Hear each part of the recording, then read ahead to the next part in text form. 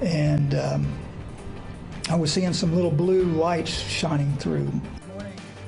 A pilot who collapsed at the controls of his plane is sharing his story tonight after his passenger with no flying experience landed the plane safely at Palm Beach International Airport. It was a reunion of heroes and one very grateful pilot in Palm Beach Gardens today. Ken Allen lost control of his plane, and even though his passenger landed it safely, he still almost lost his life when back on the ground. First responders, doctors, passengers, an air traffic controller, all people who were in the right place at the right time with the right skills to save Ken Allen's life. My head was pounding, and I was seeing some little blue lights shining through or sparkling through here. And they asked me, what does that mean? I said, I don't know, I got a really bad headache. And then I remember him poking me on the side of my arm saying, stay with me, stay with me.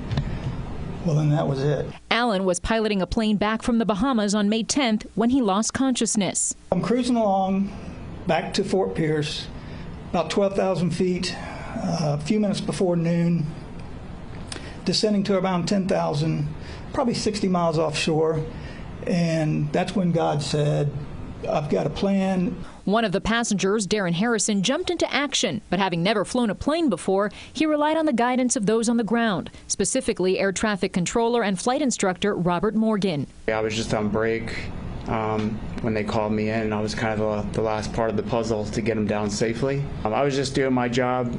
I would have, done anything I could to make a successful outcome. Darren Harrison wasn't the only passenger on the Cessna that day. Russ Frank was there too. He's the real hero, and I only hope that I was enough of a co-pilot to have helped him do what he needed to do. Doctors say Allen suffered a life-threatening aortic dissection, but is expected to make a full recovery. Allen says he's thankful to God and a long list of others as well. Dr. Patel, I don't know what to say. You're my hero. Darren and Russ, I don't know how you did it, buddy. You had to.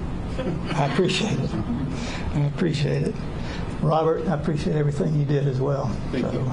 Good job.